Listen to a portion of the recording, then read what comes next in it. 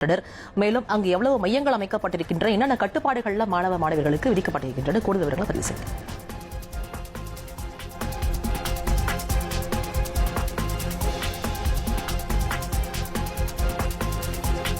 நிச்சயமாக மும்தாஜ், அதாவது தமிழகம் முழுவதும் இன்று 12ஆம் வகுப்பு பொதுத் தேர்வானது தற்போது தொடங்கி நடைபெற்று வருகிறது. மதுரை மாவட்டத்தை பொறுத்த வரைக்கும் சுமார் 120 மையங்களில் இந்த தேர்வானது நடைபெறுகிறது. சுமார் 316 பள்ளிகளைச் சேர்ந்த சுமார் 36,293 மாணவ மாணவிகள் இந்த பொதுத் தேர்வில் பங்கேற்று நடைபெற்று வருகிறது.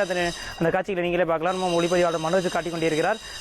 இந்த பொதுத் தேர்வை பொறுத்த வரைக்கும் மாணவர்கள் மாணவிகளுமே அதிகமாகவே இருக்கிறார்கள். இதற்காக இந்த வினாத்தாள்கள் காலை முதலே பலத்த போலீஸ் பாதுகாப்பு மூலம் ஒரு 13 இடங்களில் இருந்து கொண்டு வரப்பட்டு அதுக்கான அந்தந்த மையங்களுக்கு கொண்டு செல்லப்பட்டது. இதற்கு கொண்டு செல்வதற்காக சிறப்பு அதிகாரிகளாக ஒரு 28 பேர்கள் நியமனம் செய்யப்பட்டு பலத்த போலீஸ் பாதுகாப்புடன் கொண்டு வந்தனர். இது மட்டுமல்லாமல் இந்த 120 மையங்களிலுமே தலா 2 போலீஸ் ஒவ்வொரு மையங்களுக்கும் பலத்த போலீஸ் பாதுகாப்பானது போடப்பட்டுள்ளது.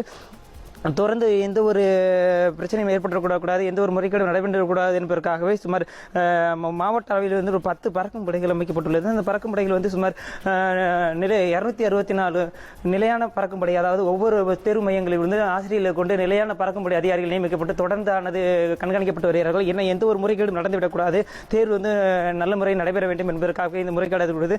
தொடர்ந்து அதிகாரிகள் ஒவ்வொரு தேர்வு மையங்களுக்கும் சென்று ஆய்வானது நடத்தி கொண்டிருக்கிறார்கள். அந்த காட்சிகளை நீங்களே பார்க்கலாம். இது மட்டுமல்லாமல் மதுரை மத்திய சிறையை பொறுத்த வரைக்கும் 4 சிறைவாசிகள் 12ஆம் வகுப்பு பொதுத் தேர்வானது எழுதுகிறார்கள். அவர்கள் சிறப்பு ஏற்பாடுகள் மூலம் சென்னை புலர் சிறைக்கு கொண்டு செல்லப்பட்டு அவர்களுக்கு அந்த தேர்வான ஏற்பாடுகள் நடைபெற்று வருகிறது. இது மட்டுமல்லாமல் மதுரை மாவட்டத்தை பொறுத்த வரைக்கும் தேர்வு மையங்கள் அனைத்து வகையான, அதாவது கழிப்படை வசதி, குடிநீர் வசதி, தளவாட வசதி என அனைத்து வகையான வசதிகளும் 24 மணி நேரம் மின்தடை ஏற்படக்கூடாது என்பதற்காக ஜெனரேட்டர் வசதிகளும் அனைத்தும் செய்யப்பட்டுள்ளது. ஏனென்றால் மாணவர்களுக்கு எந்த ஒரு பாதிப்பும் இதனால் ஏற்பட்டுவிடக்கூடாது. தேர்வு நடைபெறும் 3 மணி நேரம் அனைத்து வகையான வசதிகளும் செய்ய வேண்டும் என மாவட்ட நிர்வாகம் அனைத்துமே தயார் நிலை வைக்கப்பட்டுள்ளது. பொதுவாக நீங்கள் சொல்ல வேண்டும் என்றால், தற்போது நம்ம இருக்குவது மதுரை மாநகராட்சிக்கு சொந்தமான காக்கேபாடியார் பள்ளியில் இருக்கிறோம். அந்த பள்ளியில் கிட்டத்தட்ட ஒரு 500க்கும் மேற்பட்ட மாணவ மாணவிகள் இந்த பள்ளியில் தேர்வு எழுதுகிறார்கள். அவர்களுக்கு தேவையான ஏற்பாடுகளை பள்ளி நிர்வாகமும் மாவட்ட நிர்வாகமும் இணைந்து சிறப்பான முறையில் செய்திருக்கிறார்கள். இது மட்டுமில்லாமல் மதுரை மாவட்டத்தை பொறுத்த வரைக்கும் கண் பார்வையற்றவர்கள் 37 பேர் இதற்கான தேர்வானது எழுதுகிறார்கள். இது மட்டும் மாவட்ட தண்ணியில் 139 பேரும் இந்த தேர்வானது எழுதுகிறார்கள். இதற்கான அனைத்து ஏற்பாடுகளும் மாவட்ட நிர்வாகம் சிறப்பான முறையில் செய்திருக்கிறது.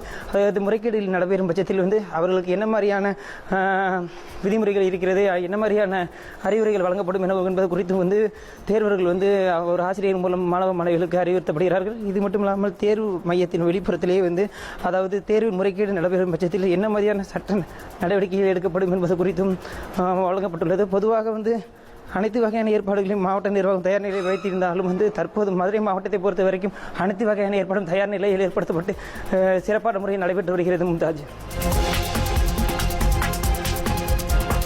மருதுபாண்டி, நீங்க இணைப்பில் இருங்க. தொடர்ந்து திருநெல்வேலி